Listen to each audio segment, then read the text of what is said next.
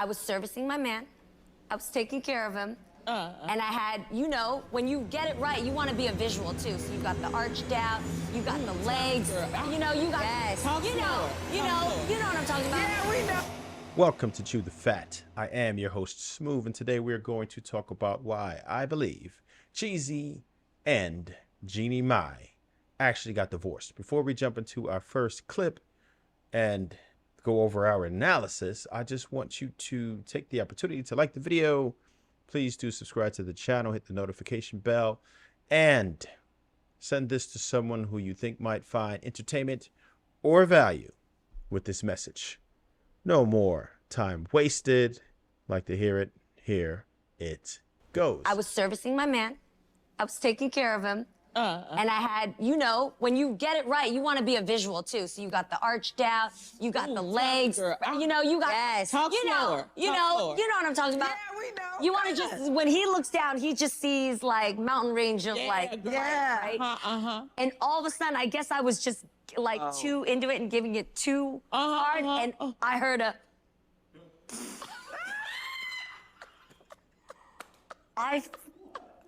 and it was so silent, God. I had no saw, I had no sound spa. The air conditioning wasn't even on. I tried to cough, and another one came out. It was terrible. Did you say anything? Yes, I said, babe, I know you heard that, didn't you? And he just went, baby, just keep going. Just keep going. That's all the time. So we're going to call that Exhibit A. Exhibit A. I'm going to tell you what I think about that. Her actually putting out information sexually about your endeavors. Certain things should be kept private. You don't bring that type of business into the streets unless you are for the streets. And if you are, then you shouldn't be a wife carrying someone's child. This is not something that you want your children to find later on in the archives. And the internet lives forever. Just so you understand that. The internet lives forever, and the internet is undefeated.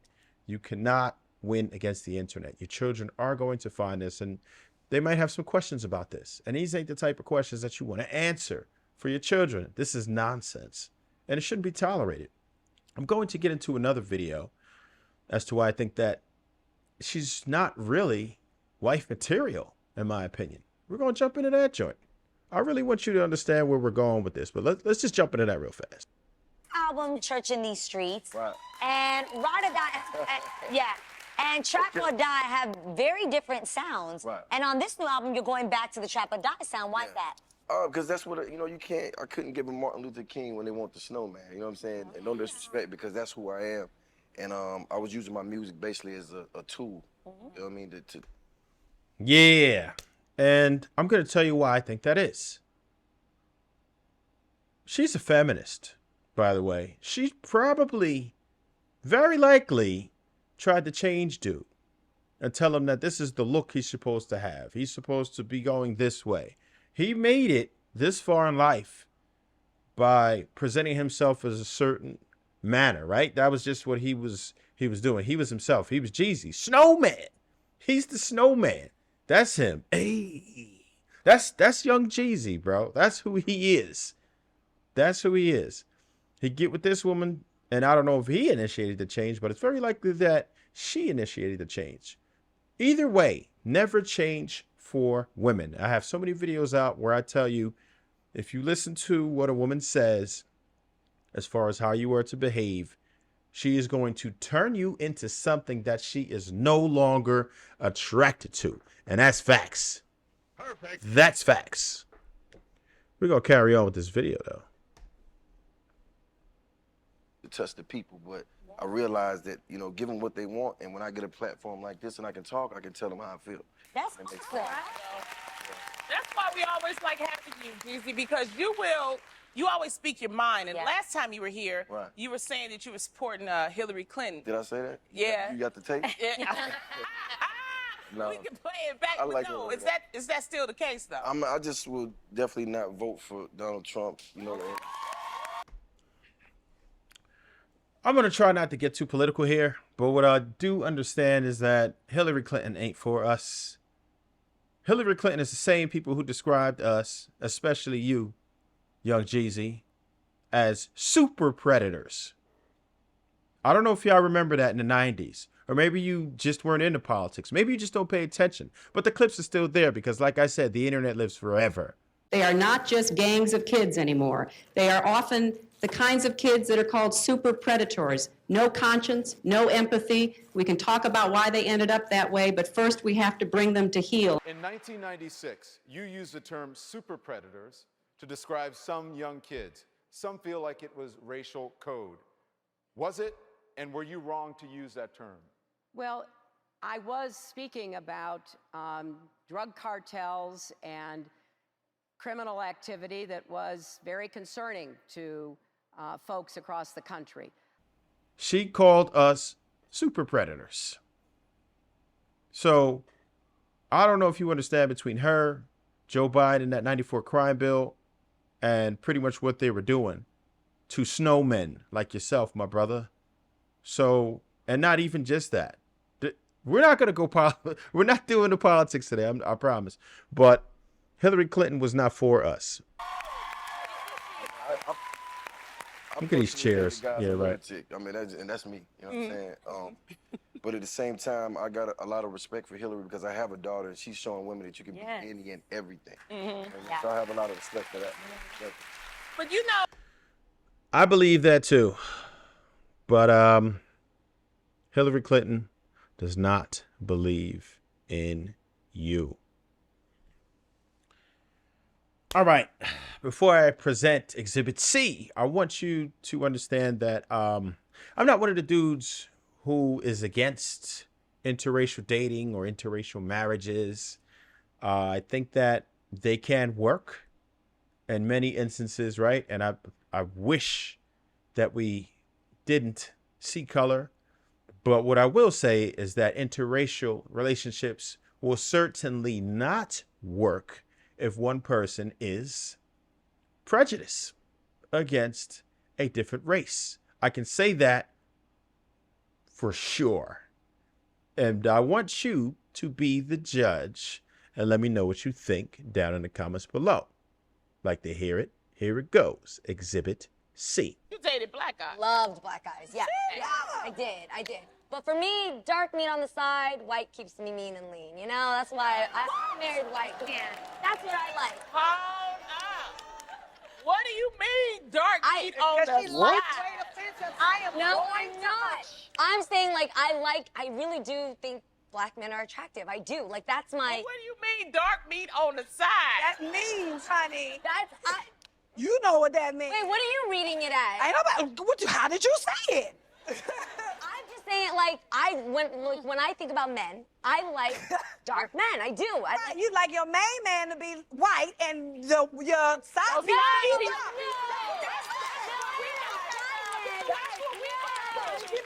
No, that is not what I mean. Explain what you mean. Okay, what you meant. What I meant is, like, I used to date black men. Okay. I think they're attractive. But what I decided to stick to, because it just kept me happiest, was my man, Freddie, who happens to be white. Are you sure? Yes. Bruh.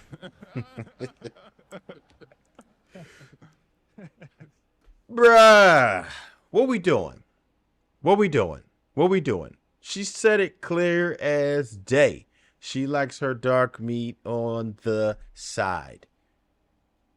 In my opinion, my humble opinion, homeboy was a rebound. For those of you who don't know, before this divorce, she had another divorce from a person who was Caucasian.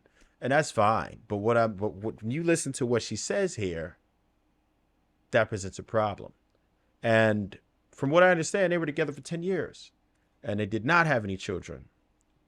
Because she didn't want to give them children for whatever reason, according to the reports. Now, as soon as her first ex-husband went into another relationship, he had a child immediately with his new wife. Right? And then all of a sudden she pops up with children. All of a sudden she wants children now. So to me, it seems like Jeezy is a rebound. When you look at what's going on here, a lot of females have a primal instinct right? They are attracted to certain dudes. But then there's dudes that they want to be with because it's safe. She might have really wanted to be with him for certain reasons, right? She might have just wanted to smash. She maybe thought it was cool. But dudes who a woman normally would not be with and would never give a chance to, a lot of times are the dudes who women rebound with. She would get over a relationship or trying to get over a relationship, and she'll just say, you know what? I'm not going to get anything like this guy, because she's so frustrated with how he was, whatever it was about him. Maybe he had no swag to him, maybe no charisma, right? He might have had problems in the bedroom.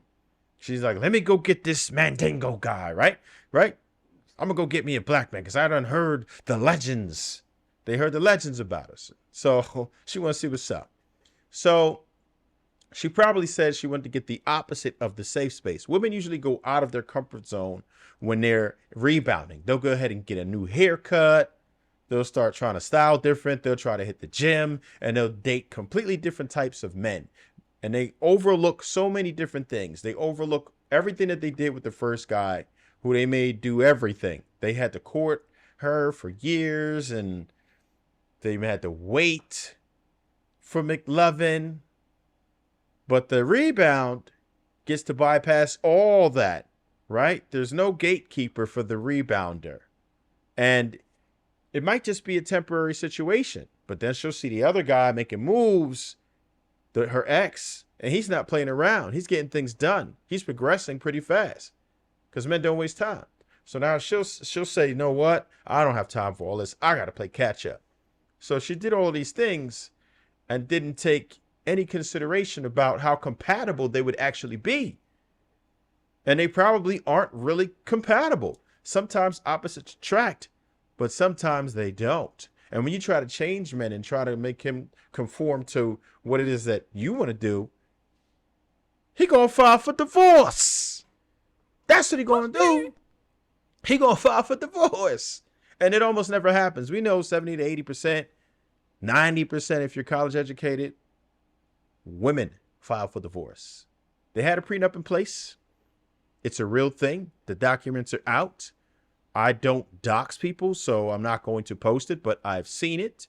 There is an official legal document that says that, yes, he actually filed for divorce in June. Since June. So this has been in the making for who knows how long. Who knows how long they were unhappy. By the time you actually do it and you take the risks as a man to leave, a lot of times it was over long before that. It probably was over before it started. It was a fantasy. And a lot of times when people have money, they're able to execute these moves. They're able to act. They don't have to save for a wedding. They can just bypass that. If they want to get married, they can just do it immediately. They can do it however they feel like it. And they don't have the patience. They don't have to wait for things like us normal people. They don't have to wait to buy that car. If they want to do it, you just buy it. If you want a new house, you just buy it. It makes you impulsive. You start to obtain impulsive behaviors because there's no limitations. There's no restraints, nothing to stop you. Most things that we have to wait for is usually because we have to save up. We have to budget to get certain things. We want J's. Some of us might have to wait 2-3 weeks. Some of us might have to wait 2-3 months to save up for a pair of J's or whatever nonsense that it is that we don't really need but want to buy. This dude's out here sitting in front of a Maybach. I got to show you this picture real quick. Homeboy, he didn't wait for this. He wanted to go cop it. You know what he did? He went and copped it. And that's why people become impulsive. They make decisions that they probably wouldn't make if they had some type of balance. They don't have any balance. There's nothing to restrain them from doing anything crazy or impulsive. He's right here in front of the Maybach. If I'm not mistaken, that looks like a Maybach. It ain't new because they stopped making Maybach, but yeah, that's a Maybach. And here's the caption: too focused on who I'm becoming to focus on who's not coming with me, with the snowman emoji. I want to know what you guys think in the comments, what he really means by that. Of course, I'm going to give my thoughts, but this is obviously pertaining to the divorce, and he's trying not to focus on it. right? She's not coming with him. So he's basically, in my opinion, saying that he doesn't want her anymore, and he's not worried about her anymore. And that's where he's at with it. You know what I mean? She's done. Fired. What you gonna do? So I want to know what your thoughts are about that. I want y'all to let me know if you think I'm off base here. Do you think I don't know what I'm talking about? But in all honesty, I truly believe that he's no longer with her because she's a feminist. She tried to change him into something that he's never been. Oh, and there's one more important detail, which I haven't heard any reports on. I got to give you this before I go. From what I understand, the in-laws were living with them. From what was reported to me, well, Jeezy basically offered to buy them a house within close proximity. And the in-laws were very offended by that. Those are the reports. Now, living with someone's in-laws could be a nightmare. Again, there's cultural differences. She's obviously Americanized, but I'm pretty sure her parents were not, right? He said he's never experienced any type of prejudice with them, but no matter how you spin it, there's going to be cultural differences. And living with anyone that's not your immediate family is going to be taxing, right? No matter how I feel about my in-laws personally, like they're great, right? I have no issues. But that doesn't mean that I want to live with them. I like privacy. I like to be able to walk around the house how I want to walk around the house. I want to be able to say what it is that I want to say. I don't want any input. I don't want anybody running interference. That can cause a lot of conflict in your household. I don't care who they are. Just think about it. Just imagine having one of the normal arguments. If you're the type of person to have arguments with your spouse, right? Married people. Just imagine if it happened in the presence of their in-laws. Just imagine that. Just imagine that situation. If every single time you had an argument, that was a situation. Or anytime you want McLovin. Of course, if you have a bigger house, they might have a different wing for them, or maybe even a carriage house, but I don't think so if he wanted to get him somewhere else. So I'm sure they helped out. It's great to have grandparents to mind the children and different things like that, but there's a lot more issues presented with that than there are problems that are solved, right? For sure. For sure. And I don't care who you are. Like, you can't make me believe that your life is going to become better because your in-laws live with you. If they are very close, that's awesome. I don't care if they lived a block away. That's enough. That's cool.